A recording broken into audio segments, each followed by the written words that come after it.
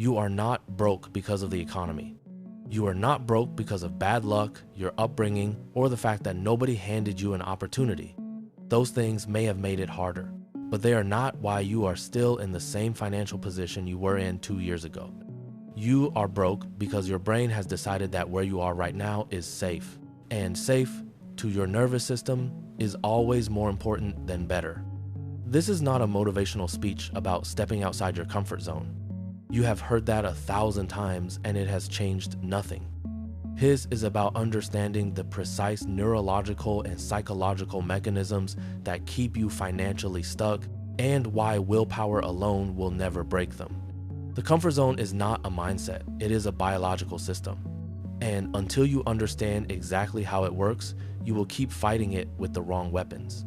But before we talk about building wealth, we need to understand why part of your brain may be working against that goal from the very beginning. The term comfort zone entered mainstream psychology in the early 1990s, but the neurological reality behind it is far older than the phrase. Your comfort zone is a threat boundary maintained by your nervous system. Inside it, your brain has cataloged the environment as known, predictable, and survivable. Outside it, uncertainty. And uncertainty, to a nervous system wired purely for survival, registers as danger. This system was extraordinarily useful for most of human history. When the unknown literally meant predators, hostile tribes, and environmental hazards, a strong bias toward the familiar kept you alive. The problem is that your nervous system has not meaningfully updated since then. It cannot distinguish between the danger of a predator and the danger of starting a business, negotiating a raise, or investing money in something unfamiliar. To your amygdala, the brain's alarm center, they feel identical, and so it responds identically. It pulls you back. It generates anxiety, self-doubt, and an overwhelming urge to return to what is known. The comfort zone is not laziness. It is your brain doing its job. The tragedy is that it is doing its job in a world that requires risk in order to build wealth. What's even more costly is that this mindset creates a hidden expense most people never notice they're paying. The financial cost of the comfort zone is not dramatic. It does not announce itself. It accumulates in the slow, barely visible decisions you make every single day.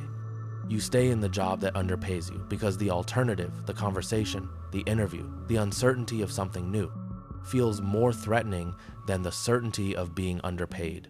Your brain runs the calculation and concludes, known misery is safer than unknown possibility. You don't negotiate your salary because the discomfort of that conversation feels disproportionately large. Research from Carnegie Mellon University found that people who negotiate their starting salary earn an average of $1 million more over their lifetime than those who don't. One uncomfortable conversation, $1 million, and yet the amygdala wins almost every time. You don't invest because investing feels unfamiliar, and unfamiliar feels dangerous. So your money sits in a savings account losing value to inflation every single year, which feels safe because it is familiar, even though it is quietly and consistently making you poorer. You don't start the business, take the course, pitch the idea, or ask for the promotion, not because you lack the ability. Because your nervous system has classified each of those actions as outside the threat boundary, and it will generate whatever feeling is necessary to stop you from crossing it. Comfort is not free. It has a price, and that price is paid in the compound interest of every opportunity you didn't take, every risk you didn't absorb, every version of yourself you didn't become.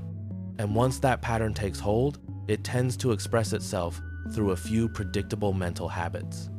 3 neurological mechanisms enforce the comfort zone with particular effectiveness when it comes to money. The first is loss aversion. Psychologists Kahneman and Tversky demonstrated that losses feel approximately twice as painful as equivalent gains feel rewarding. Your brain is structurally biased against financial risk, not because risk is irrational, but because loss aversion was adaptive for survival. In nature, a loss could be fatal. A gain was just a bonus. That asymmetry is baked into your neurology, and it costs you every single time it prevents you from acting. The second is present bias.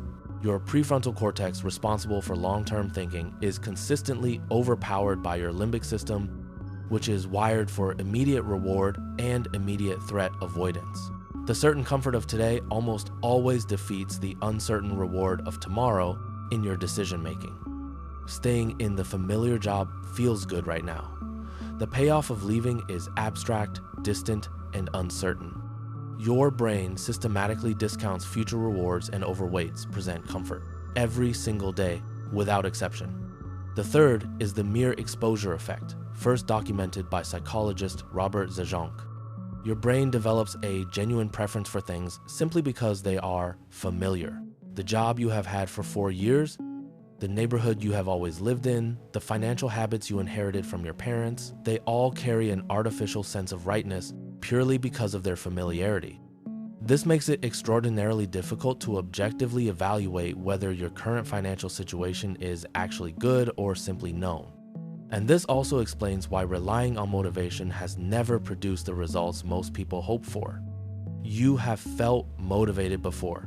You watched the videos, read the books, felt the fire, made the plan, and then, within days or weeks, nothing changed.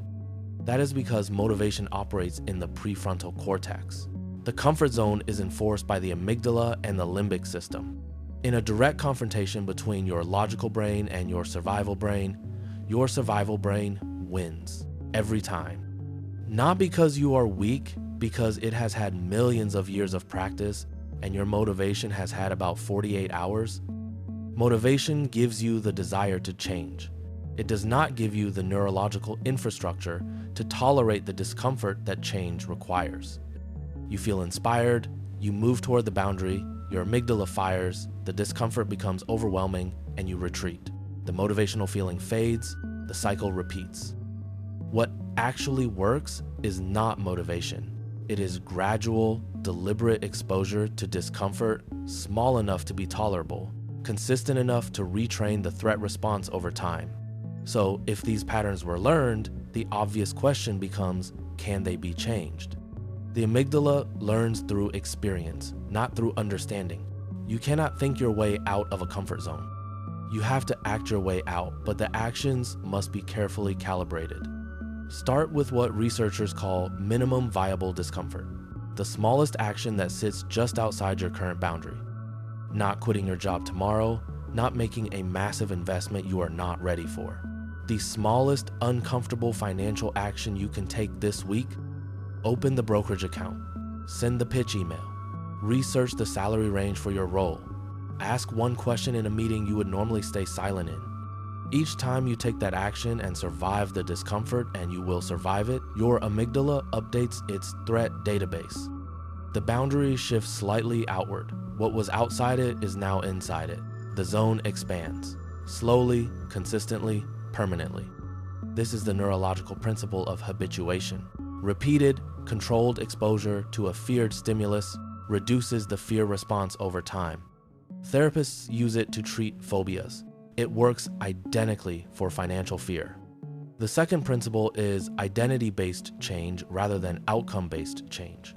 Lasting behavioral change happens at the level of identity, not goals. Instead of, I want to invest money, the shift is, I am someone who invests.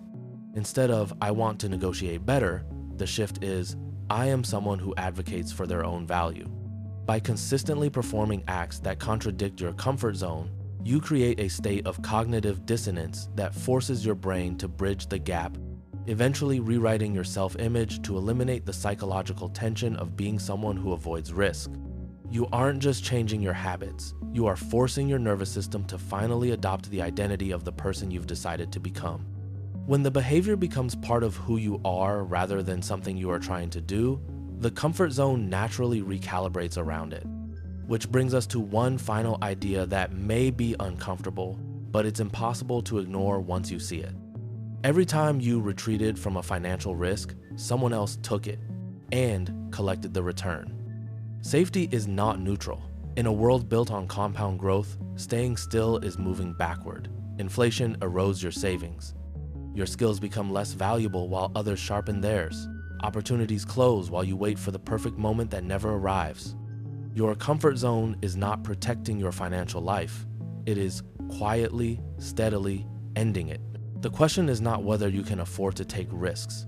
Given what staying still actually costs you, the real question is whether you can afford not to. This week, identify the one financial action you have been avoiding the longest. Not the biggest one. The one that makes you slightly uncomfortable just thinking about it. Do that one thing, nothing else, just that. Your nervous system will resist. Do it anyway. That is where your financial life actually begins.